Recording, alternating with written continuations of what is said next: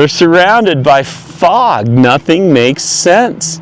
Everything in life, it appears to be falling apart. But they did exactly the right thing. They walked with integrity.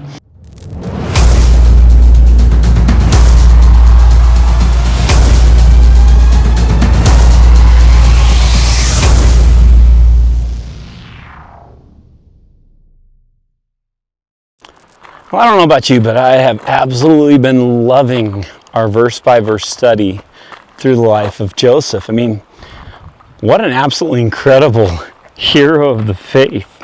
And as we've walked through his story, we've used this visual timeline just to keep our bearings from a 17-year-old young man, a shepherd boy in his father's house, receiving dreams and from God about his future and his family. And we've watched him through betrayal and that led to slavery and even prison, all the way up to where we find ourselves today in Genesis chapter 44, where Joseph, he now stands as the prime minister of Egypt, second only in command to Pharaoh himself.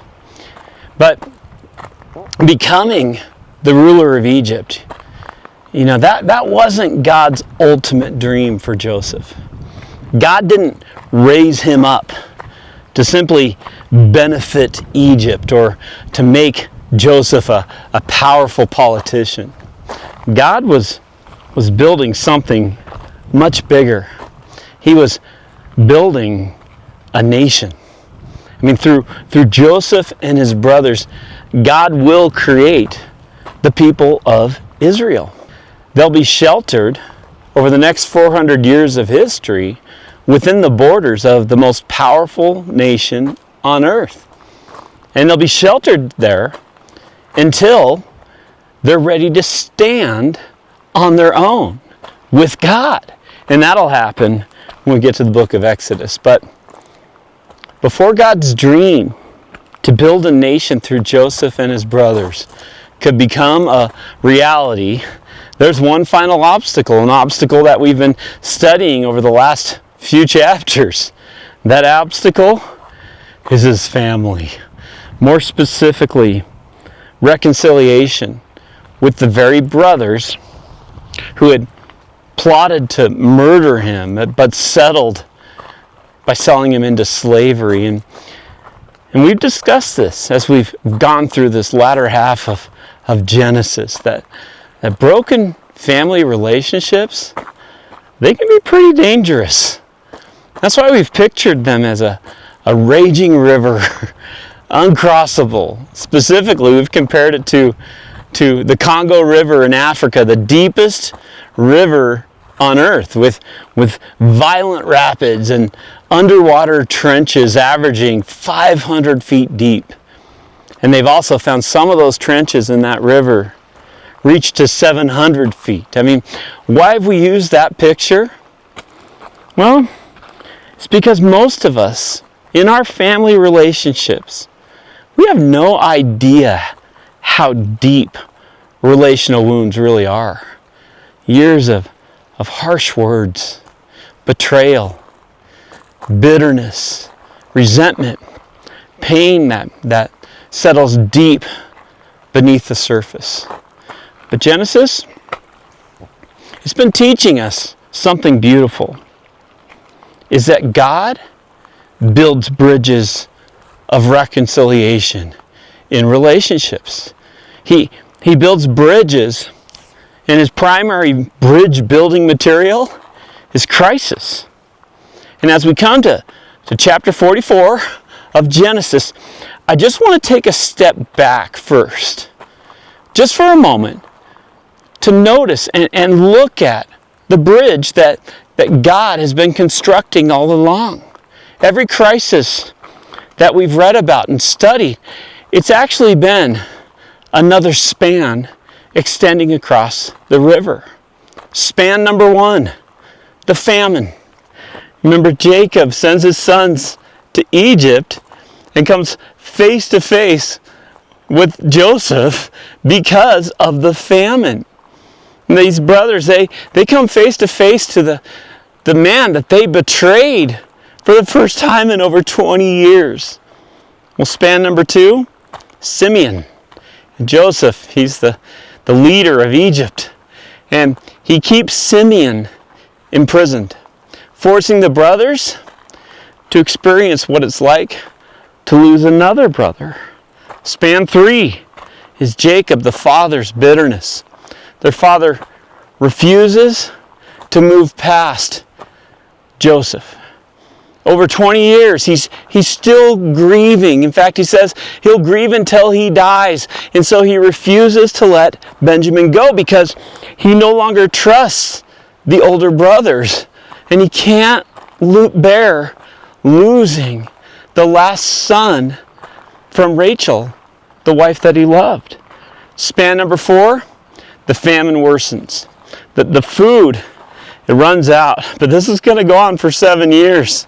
And Judah comes before his dad and guarantees Benjamin's safety with his own life before his father Jacob. And then Jacob reluctantly agrees to let Benjamin go.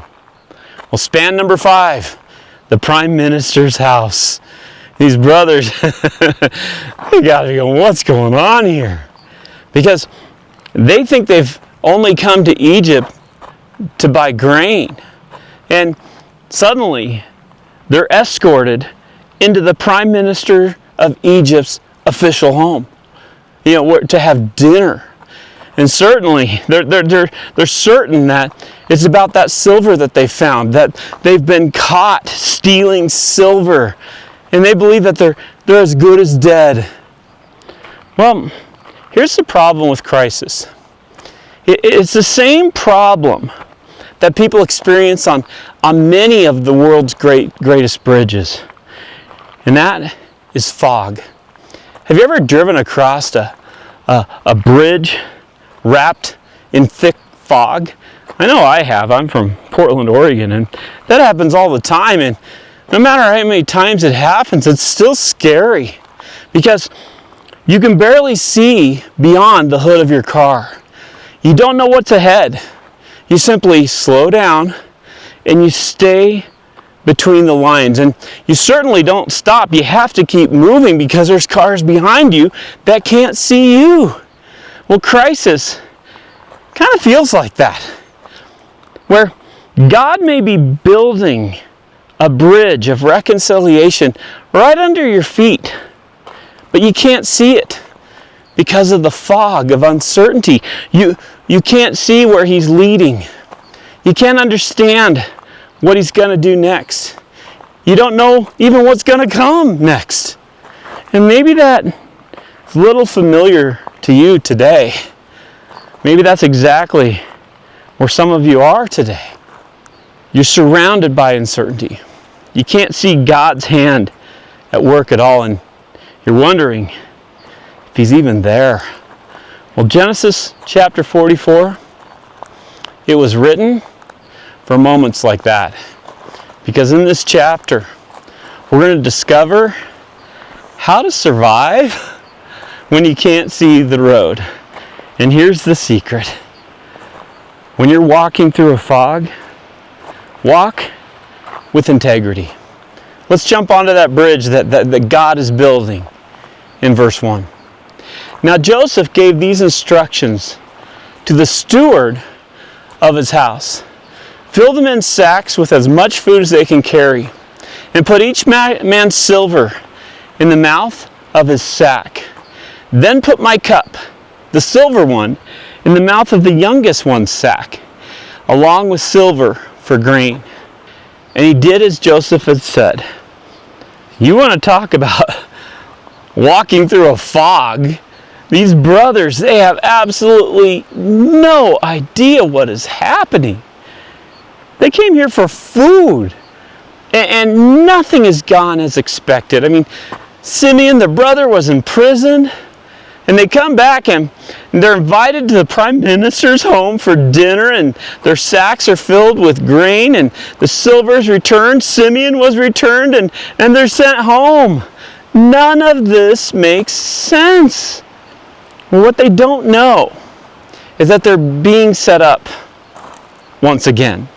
They have no idea that this Egyptian ruler is actually their long-lost brother, Joseph.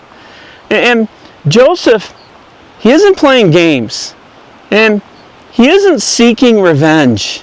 He's already forgiven his brothers, but forgiveness, it doesn't automatically restore trust. This isn't a trap, it's a test. Joseph hides his silver cup in Benjamin's sack to answer one question. Have my brothers really changed? When Benjamin is accused, their youngest brother, will they lay down their lives for him, or will they betray yet another brother, just as they betrayed Joseph 20 years earlier? Can you see why it's so important at all times? When you're walking through a fog, walk with integrity, because you can't see what God is doing. What you can control is how you respond. Verse 3. As morning dawned, these men were sent on their way with their donkeys. They had not gone far from the city when Joseph said to his steward, "Go after those men at once, and when you catch up with them, say to them, 'Why have you repaid good with evil?'" So this time Joseph, he's not going to wait for them to discover what's in their sack a month later when they arrive at home. He wants Benjamin to be caught immediately, caught red-handed, because again, this isn't a test of honesty. This time it's a test of loyalty and heart. Notice something subtle here. The text doesn't say that Joseph sent soldiers. He could have. It simply says he sent his steward. And I think that's intentional. If the brothers haven't changed, they could overpower the steward. They could leave him behind and race back to Canaan.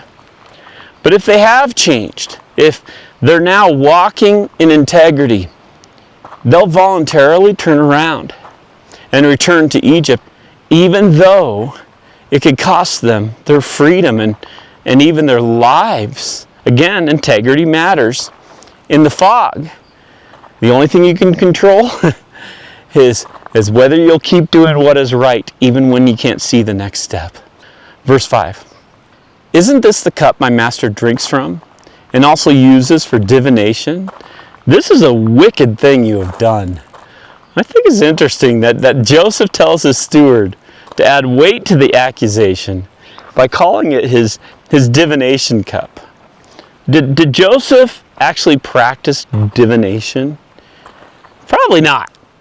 I mean, throughout Genesis, Joseph consistently attributes his wisdom and his ability to interpret dreams to the one true living God, not to magic or to occult practices. So why call it a divination cup? Well, most likely Joseph wanted the brothers to grasp the seriousness of the accusation. I mean, stealing the personal cup of Egypt's second in command, and that's bad enough. But stealing a cup that he used supposedly to discern mysteries, it would have made the offense seem more severe, striking even more fear into their hearts over the weight of their apparent crime. Verse 6, when he caught up with them, he repeated these words to them. But they said to him, "Why does my Lord say such things? Far be it from your servants to do anything like that. We even brought back to you from the land of Canaan the silver we found inside the mouths of our sacks. So why would we steal silver or gold from your master's house?" Again, here's another subtle glimpse into how much these brothers have changed. Notice, they don't turn on each other. If trust was still broken between them, they would have immediately started asking, which one of you guys did it? Blaming and accusing, pointing fingers. But they don't. Instead, they stand together confident in each other's integrity, and they defend their innocence. They still have no idea of what is happening, but they do know one thing. Their brothers, they have integrity, and they've been walking in that integrity. And when you're walking with integrity, you don't have to fear the truth coming to light. Verse 9, if any of your servants is found to have it, he will die, and the rest of us will become my Lord's slaves. Can you see the remarkable trust they have in one another? 20 years has truly changed these men. They absolutely, completely trust each other, so completely that they're willing to say, if the cup is found with any of us, we'll become your slaves. I mean, what an incredible statement. Years earlier, these brothers were capable of betraying each other for 20 pieces of silver. Now, they're so convinced of each other's integrity, so loyal to one another, that they're willing to stake their own lives and freedom on it. Verse 10, very well then, he said, let it be as you say, whoever is found to have it will become my slave. The rest of you will be free from blame. Notice how the steward, he changes the offer. The brothers had said, if the cup is found with one of us, let him die, and the rest of us will become your slaves. But the steward replies, no, only the one who has the cup will become my slave. The rest of you are free to go. Well, that sounds like the steward, he knows Joseph's plan, and Joseph, his boss, doesn't want 11 slaves. He wants one person. He wants Benjamin. Why? Because Joseph is recreating the very circumstances from 20 years earlier. The brothers, they can save themselves by simply abandoning their youngest brother. Will they protect their own freedom, or will they sacrifice it to save Benjamin? That's the test. Joseph isn't testing whether they're honest. He's testing whether they've become the kind of men who will lay down their lives for a brother instead of sacrificing their brother to save themselves. Well, verse 11. Each of them quickly lowered his sack to the ground and opened it. Then the steward proceeded to search, beginning with the oldest and ending with the youngest. And the cup was found in Benjamin's sack. Can you imagine the tension here? I mean, the steward, he's searching their sacks, their personal gear, and starting with the oldest, with Reuben, then one by one working his way down through each brother until finally Benjamin. And there it is, Joseph's silver cup. In an instant, the loyalty test, it's sprung. Remember what the steward just said? The rest of you are free to go. Only Benjamin must remain as a slave, and the door is wide open. They can walk away. They can save themselves the same way they walked away from the caravan 20 years earlier they had sold their brother to. Well, verse 13. At this, they tore their clothes, which is a Jewish sign of mourning. Then they all loaded their donkeys and returned to the city. Here's the irony. The brothers, they feel like complete failures here. They failed their dad. They failed their brother, Benjamin. They're surrounded by fog. Nothing makes sense. Everything in life, it appears to be falling apart. But they did exactly the right thing. They walked with integrity. They could have taken the steward's offer. They could have gone home free, but that would have meant abandoning Benjamin to slavery and devastating their father all over again. But instead, they all returned to Egypt.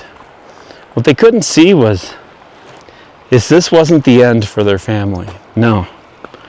This was the final span in the bridge that God was building. The cup in Benjamin's sack, it wasn't the destruction of their family. It was God's final step towards healing it. And boy, that is how God works. The very crisis that feels like everything is falling apart may actually be the bridge God's using to put everything back together. At this point, they still can't see what God is up to. They're blinded by the confusing fog of their circumstances, and nothing makes sense. But notice they do the right thing, anything. They don't understand what God is doing, but they refuse to abandon their little brother. Instead, they turn around and return to the city, together choosing integrity over self-preservation. Verse 14. Joseph was still in the house when Judah and his brothers came in, and they threw themselves to the ground before him. Joseph said to them, "What is this you have done? Don't you know that a man like me can find things out by divination?" "What can we say, my lord?" Judah replied. Underline the name Judah in your Bibles. It's so significant that he's the one who steps forward. He becomes the spokesperson for the brothers, willingly offering himself passionately, pleading for Benjamin. Well, why does that matter? Because Judah is the patriarch of the tribe of Judah, the very tribe through whom the Messiah would come, the direct ancestor of Jesus Christ. So long before Jesus would lay down his life, Judah gives us a glimpse of that same sacrificial heart by offering himself in the place of another. What can we say? How can we prove our innocence? God has uncovered your servant's guilt. We are now my Lord's slave, we ourselves, and the one who was found to have the cup. Don't miss what just happened. The brothers, they changed the deal. The steward had said, "You're all free to go. Only Benjamin, the guilty one, must remain as a slave." But Judah essentially says, no. If Benjamin is a slave, then we are all slaves. I mean, what a transformation. 20 years of guilt and shame. They're no longer willing to save themselves by sacrificing a brother. And that's the point. When you don't know what's going on, when you're walking through a fog, just walk with integrity, regardless of what it costs. Verse 17, but Joseph said, "Far be it from me to do such a thing. Only the man who was found to have the cup will become my slave. The rest of you, go back to your father in peace." Remember, this is a test, not a trap. So Joseph makes the choice crystal clear. Only the guilty man will remain as my slave. The rest of you, you're all free. Go back to your father in peace. I mean, this test, it couldn't be more obvious. Just the parallels between what they did before and now. Will they save themselves, or will they stand with Benjamin? And at that moment, Judah, he steps forward. And for a second time, he speaks on behalf of his brothers. And he's going to recount everything that has happened. And he's going to make one final plea. And just for the sake of time, because we've been studying it, we're going to summarize verses 18 through 29, where Judah recounts everything that's happened. He explains, why they came to Egypt in the first place, the famine. He tells Joseph about their elderly father, Jacob, and how one younger brother had supposedly been torn apart by a wild animal. It's a lie, but we can look past that. Of course, they have no idea that the brother standing in front of them now is the ruler of Egypt. And Judah then explains Jacob's refusal to risk Benjamin too, and that Benjamin only came because the prime minister demanded it. Then Judah reaches the heart of his plea in verse 30. So now, if the boy is not with us when we go back to your servant, my father, and if my father, whose life is closely bound with the boy's life, sees that the boy isn't there, he will die. Your servants will bring the gray head of our father down to the grave in sorrow. Your servant guaranteed the boy's safety to my father. I said, if I do not bring him back to you, I will bear the blame before you, my father, all my life. Remember, 20 years earlier, these brothers didn't care what their actions would do to their father. So they sold Joseph and covered it up, lied to him, and then watched as their deception crushed their father Jacob. But now they're different. They've been transformed. They don't just feel different, they live differently. Now they're willing to surrender their own freedom rather than put their father through that same kind of pain again. Well, that's what real repentance looks like. It doesn't merely regret the past, it chooses a different path when the same kind of temptation comes again. Verse 33. Now then, please let your servant remain here as my Lord's slave in place of the boy. And let the boy return with his brothers. How can I go back to my father if the boy is not with me? No, do not let me see the misery that would come upon my father. Oh, what a transformation. 20 years ago, abandoning Joseph to slavery, but now Judah willing to abandon his own freedom on behalf of Benjamin. This is what true love looks like. Heroic, self-sacrificing love. It reminds us of the words spoken centuries later by Judah's own descendant, Jesus Christ, that greater love has no one than this, to lay down one's life for a friend's. Well, Judah, he steps forward and offers himself as a substitute out of love for his father and a love for his brother. And here's what makes that even more spectacular and incredible, is that Judah, he has no idea what God is doing here. He's still walking in the fog. He doesn't know Joseph's true identity. He doesn't know reconciliation is only moments away.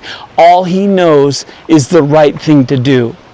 And so he walks with integrity regardless of the cost. And in doing so, God is using his obedience to accomplish something far greater than Judah could ever imagine. Well, at this point, Joseph, he can't take it anymore. Why? Because the test is over. The brothers, they passed. The men who once sold their own brother into slavery are now willing to become slaves to save one. I mean, hatred has become love. Selfishness has become sacrifice. Deception has become integrity. So let's peek ahead to our next study in chapter 45. We'll just read the first verse. Look at this. Then Joseph could no longer control himself. Before all his attendants, he cried out, "Have everyone leave my presence." So there was no one with Joseph when he made himself known to his brothers. And there it is. The fog, it begins to lift. 20 years of guilt and shame, betrayal, grief, mistrust, confusion, and unanswered questions. They all give way in that moment to reconciliation. And the bridge that God had been building through every painful crisis and circumstance finally made sense. Well, maybe you're living in that fog today. You can't really see what God is doing, but He can. Because God often, He uses those great crises that we experience to build His greatest bridges. Our part is to walk with integrity. When you don't know what to do, take the next faithful step of integrity. Because one day, the fog, it'll lift. And at that time, you'll discover the bridge that God was building all along.